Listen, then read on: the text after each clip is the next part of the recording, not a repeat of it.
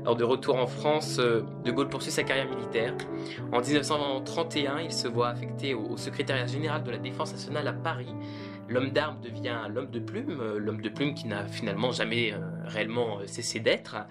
Il publie La discorde chez l'ennemi en 1924, Vers la métier en 1934, La France et son armée en 1939, livre qui d'ailleurs aurait dû être publié sous un autre titre et sous un autre nom, celui du maréchal Pétain, qui, n'ayant jamais rien écrit et désireux d'entrer à l'Académie française, avait en effet fait de Gaulle sa plume secrète.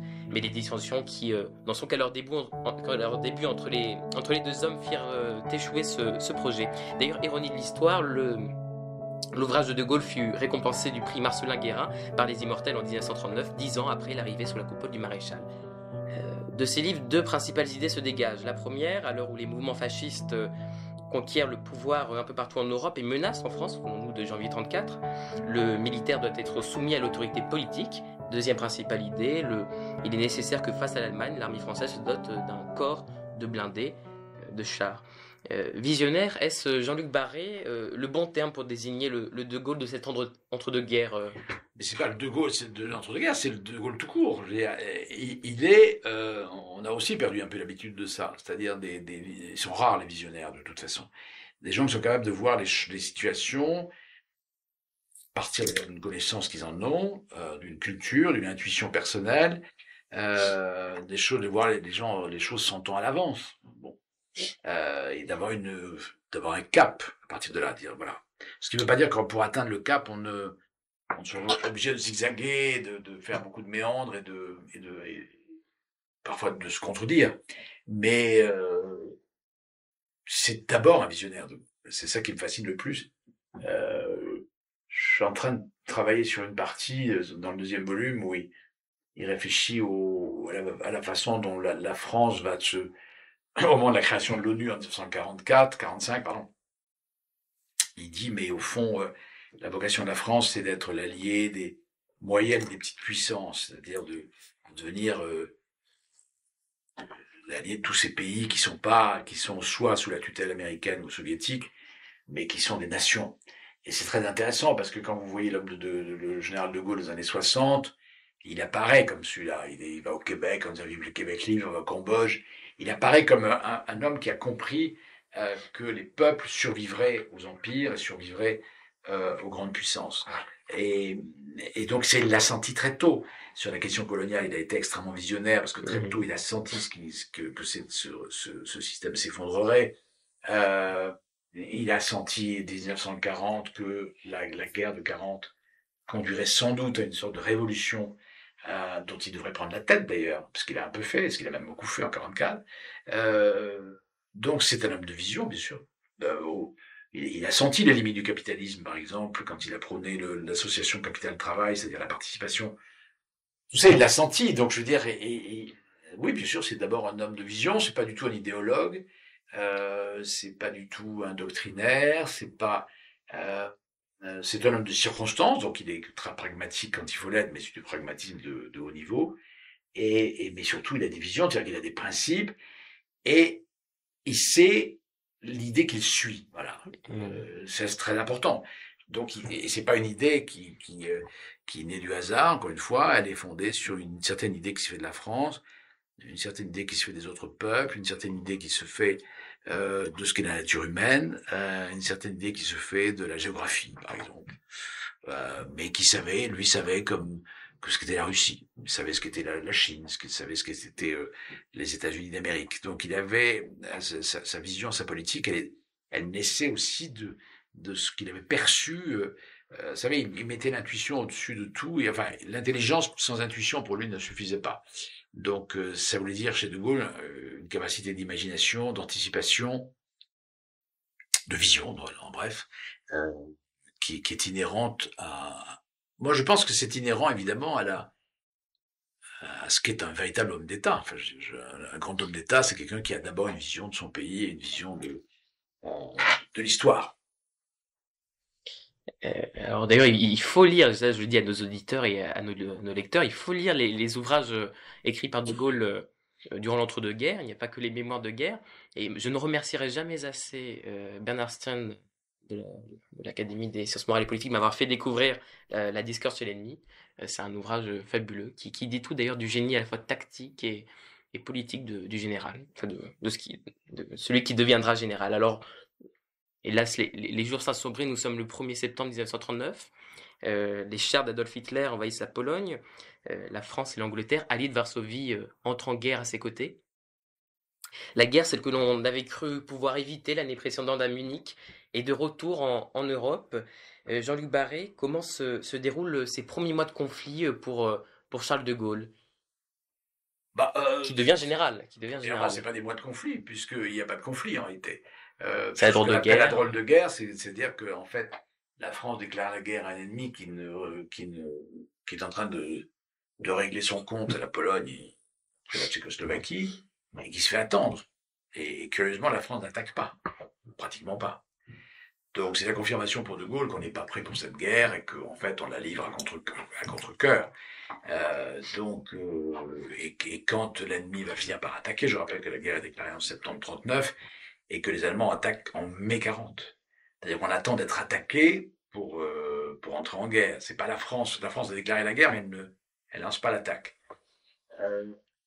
Grande dame de Gaulle d'ailleurs, qui devient ministre, qui conseille plus ou moins le président du Conseil, puis qui va revenir sur le champ de bataille, puis finalement tout ça se passe dans des circonstances extrêmement rapides. Au fond, il se passe rien. Et puis il y a une défaite. Et puis il y a un pays qui est prêt pour une forme de résignation et d'abdication. De fatalisme. Oui, mais enfin, on n'est pas prêt. On a, contrairement à ce que De Gaulle avait imaginé, on n'est pas prôné. Surtout, on a un système de défense complètement obsolète et on pense qu'avec une ligne Maginot, on va pouvoir. Et De Gaulle l'avait prédit. Empêcher les chars allemands de traverser le pays. D'ailleurs, en plus, les Allemands vont attaquer dans une zone qui n'avait pas été anticipée non plus. Voilà, donc toutes les prédictions de Gaulle se réalisent, c'est-à-dire le pays n'est pas armé suffisamment, le pays n'est pas prêt moralement, n'est pas prêt politiquement, n'est pas prêt militairement, il n'est prêt à rien, et sinon d'une certaine manière, considérer que la cause est perdue. Alors, c'est une époque de grand pacifisme, il y a eu quand même les ravages de la Grande Guerre qui font que beaucoup de gens n'ont pas envie que ça recommence.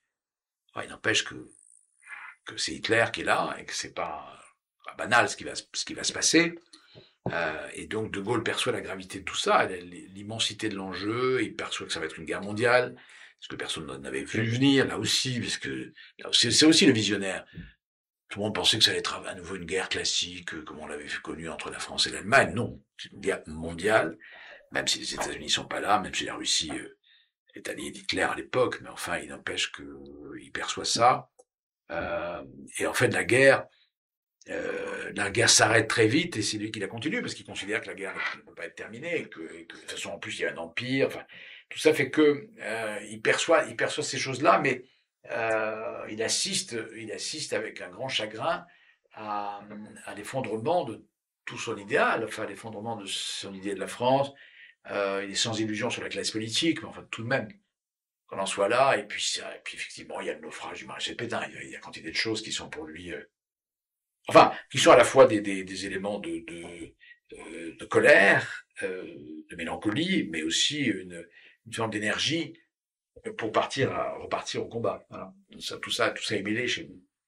Vous l'avez dit, devenu sous-secrétaire d'État à la Défense à l'invitation de Paul Reynaud, alors président du Conseil, De Gaulle refuse l'arrêt des combats souhaité par le maréchal Pétain arrivé aux affaires et préfère s'envoler pour Londres le 17 juin 1940, où le lendemain il fera son fameux appel aux Français à ne pas déposer les armes. C'est à ce moment-là précisément, Jean-Luc Barré, à cette minute où résonne sur les ondes de la BBC la voix du général De Gaulle, que la légende de Gaulle est née, que l'homme du 18 juin est né. Ah bah oui, c'est à ce moment-là.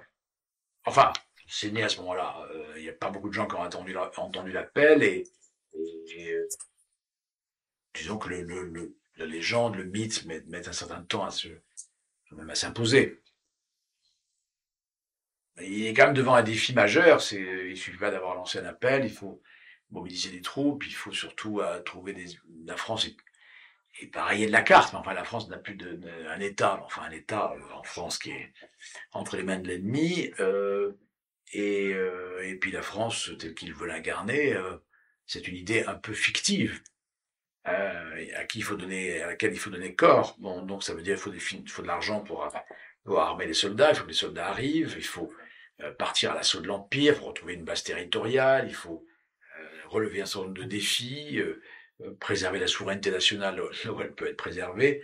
Enfin, il y a beaucoup de choses. Donc, le mythe, il se construit après. Enfin, il a déjà un peu construit son mythe, d'ailleurs, mais de manière solitaire, à travers un livre qui s'appelle Le fil de l'épée, qui est un livre essentiel si on veut connaître De Gaulle, où il trace déjà le portrait de l'homme l'homme providentiel. Donc, il est préparé pour ce rôle, ce qu'il appelle le jeu du héros. Le jeu du héros, il est prêt à l'accomplir. Mais, euh, mais enfin, ce mythe met un certain temps à s'imposer. Et il y a un cheminement, évidemment. Il y a plusieurs étapes qui font. Il ne suffit pas d'être un mythe, il faut rassembler autour de soi. Il faut convaincre, il faut réunir. Il faut réunir qui? Il faut réunir des Français libres, mais il faut réunir la résistance autour de lui. C'est un long travail. Donc il y a une conversion là aussi de Gaulle. Le soldat de 40 va devenir le rassembleur de 42, 43. Et puis ensuite le président du gouvernement provisoire, enfin, président du CF, du Comité français de libération nationale. Avec chaque fois d'ailleurs des gens qu'on lui oppose, parce que les Anglais n'ont qu'une envie, c'est de se passer de Gaulle le plus possible, parce qu'il est insupportable, parce qu'il les contraint, parce qu'il les provoque, parce qu'il les interpelle, parce qu'il est toujours une espèce de défi à leur égard pour exister simplement, pour que la France existe. En fin juin 1940, Churchill reconnaît De Gaulle comme le chef des Français libres, alors que le 2 juillet, ce dernier est condamné à mort au tribunal de Clermont-Ferrand par le régime de Vichy pour trahison. L'année 1943 a une importance majeure dans cette histoire de la résistance, et cette année que furent créés le CNR, le Conseil national de la résistance, en mai sous la supervision de Jean Moulin, à qui De Gaulle a donné pour mission d'unifier la résistance, et le comité national français qui deviendra le comité français de la libération nationale le 3 juin à Alger, puis le gouvernement provisoire de la République française. La reconnaissance, Jean-Luc Barré, c'est ça le principal enjeu qui se pose à De Gaulle durant la guerre. On sait que l'américain Roosevelt se méfie énormément de lui, notamment. Bah, la résistance, c'est important parce que d'abord, il est à l'extérieur de la résistance, puisque lui, il est hors de France. Dans la résistance, c'est souvent la résistance intérieure. Donc, c'est quand même tous ces mouvements qui sont créés de manière spontanée. Lui, le militaire, qui est habitué à l'ordre, voit pas ça d'un œil très favorable dans un premier temps, mais il prend conscience que là, ces forces-là, elles vont, à un moment donné, elles vont compter pour la suite. Et que surtout, ça lui apporte une caution formidable vis-à-vis des Alliés. Donc ça se construit lentement.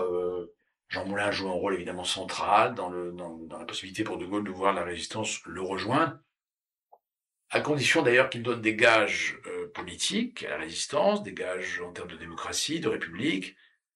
Lui qui encore une fois n'était pas forcément mûr pour devenir républicain.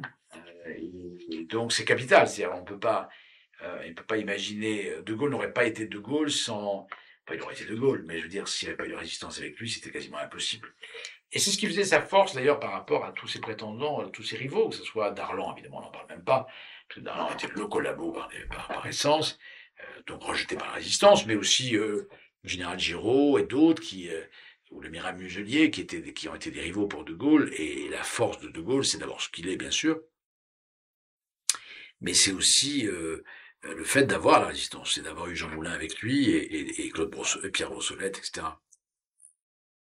Voilà, donc c'est évident que après il va remettre au pas la résistance, hein, 44, parce que il va reconstruire l'État, mais enfin il a d'une certaine manière fait rentrer dans le jeu les partis politiques traditionnels et ces mouvements de résistance évidemment ont été une caution essentielle, caution morale, caution politique, caution intellectuelle. Et il faudra attendre encore octobre 44 pour que le GPRF soit reconnu par les Américains, Oui, et les sûr. Britanniques, et les Soviétiques. Bien sûr, bien sûr. Donc, Donc ça a pris du temps. De Gaulle débarque donc en même temps que les Alliés en Normandie le 6 juin 44 et après Ouais. avoir insisté auprès d'Eisenhower entre dans Paris le 25 août, il reçoit la capitulation allemande devant la gare Montparnasse. De Gaulle s'installe le soir même à son bureau au ministère de la Guerre, mais cette fois-ci non plus en tant que sous-secrétaire d'État, mais en tant que chef provisoire du gouvernement de la République française. Le 26 août 44, De Gaulle ranime la flamme du soldat inconnu sous la voûte glorieuse de l'Arc de Triomphe. Il descend les Champs-Élysées sous les acclamations du peuple de Paris. Ces mots demeurent aujourd'hui inscrits dans la mémoire de chaque Parisien. Qui ne peut pas se les remémorer en passant à côté de la statue du général sur les champs. Paris outragé, Paris brisé, Paris martyrisé, mais Paris libéré. Libéré par lui-même, libéré par son peuple, avec le concours des armées de la France, avec l'appui et le concours de la France tout entière, c'est-à-dire de la France qui se bat. De Gaulle, en un mot, Jean-Luc Barré, ça donnerait quoi? En un mot, c'est impossible. Moi, je trouve que, qu'est-ce qu'on peut dire de lui? On peut dire beaucoup de choses. Je pense qu'il incarne, il a admirablement incarné euh, une idée universaliste de la France. Il a incarné une idée immémoriale de ce qu'est une nation, dans son histoire, dans ses traditions. Il raconte comment une nation se construit, comment une nation euh, existe aussi en étant ouverte sur le monde. Ça, je crois qu'il nous a appris ça. Et puis, je pense que la chose peut-être la plus importante, enfin politiquement en tout cas, c'est que précisément cette connaissance de l'histoire lui a permis d'avoir une connaissance du peuple français. Et qu'il a compris une chose essentielle, c'est que ce peuple qui est là au mois d'août 44 sur les Champs-Élysées, c'est un peuple mêlé, c'est un peuple confus, c'est un peuple où il y a des catholiques, des athées, des communistes, des socialistes, des gens de droite, etc. Et que finalement, ce qu'il faut faire, c'est construire élaborer des institutions et une constitution qui tiennent compte de la diversité de ce peuple, de sa diversité historique. Et je pense que un de ses traits de génie a été cette constitution que tout le monde conteste encore aujourd'hui, mais sans savoir ce qu'on met à la place d'ailleurs, qui a permis au fond, d'allier une tradition monarchique qui était la sienne à une tradition républicaine qu'il a fini par épouser. Donc ça, c'est beaucoup d'intelligence politique. Moi, je crois que c'est une intelligence politique et prophétique. C'est une intelligence qui nous apprend, on peut aujourd'hui, je crois qu'on peut on doit se référer à De Gaulle pour comprendre beaucoup de choses. Si on se réfère pas de toute façon à lui, alors on peut se référer à d'autres, mais tout de même, quand vous traitez des questions de la guerre, des questions des événements de Palestine, de Gaza, ben on se rappelle ce qu'il a dit à ce moment-là, en 67, sur les dangers la situation explosive qu'il y avait là et qui pourrait à nouveau exploser si on ne faisait pas attention à l'équilibre des peuples, au respect de tous les peuples de cette région, les Palestiniens bien sûr et les Israéliens. Voilà. Je pense qu'aujourd'hui on ne peut pas comprendre ce qui se passe en Ukraine si on ne se réfère pas à ce qu'il a dit aussi sur la Russie. Il avait dit une phrase essentielle, pour moi en tout cas, on ne doit pas faire l'Europe contre la Russie. C'est exactement ce qu'on fait. On fait l'Europe contre la Russie. De l'Atlantique à l'Oural. Voilà. C'est ces mots. Donc il y a des intelligences politiques, prophétiques, sociales. C'est un homme qui était très attentif aussi à la justice sociale, à ces questions-là. C'était pas du tout un homme détaché du peuple. Au contraire, je pense qu'il a compris une chose, c'est qu'un homme d'État, un président de la République, un homme d'État, un roi de France, si on veut, c'est quelqu'un qui a un lien direct avec le peuple. Aussi, je trouve qu'on s'est un peu éloigné de tout ça. Donc c'est des notions qui nous apprennent beaucoup de choses. Moi, je pense que souveraineté peut-être. Oui, mais souveraineté, oui, mais pas aux Américains notamment. Mais pas souverainisme. Pas souverainisme. Souveraineté, c'est-à-dire l'indépendance. Moi, je préfère la souveraineté, quelque chose qui finalement, vous savez, la France, les dirigeants français de l'entre-deux-guerres, ils étaient souverains. Hein. Il n'y avait pas d'Europe, ils étaient souverains. Vous avez vu ce qu'ils ont fait de leur souveraineté. Bon, si vous dites je suis souverain, ben oui d'accord, mais vous faites quoi de votre souveraineté? Vous dites non, vous êtes capable de tenir bon. Donc la souveraineté, c'est chez De Gaulle d'abord, elle va de soi. Moi je dirais plus indépendance, c'est-à-dire une forme de souveraineté oui, c'est-à-dire la capacité de décider par soi-même. Bon, je dis la France aujourd'hui, elle peut décider de ce qu'elle veut. L'arme nucléaire, elle lui appartient, elle n'appartient pas aux autres pays.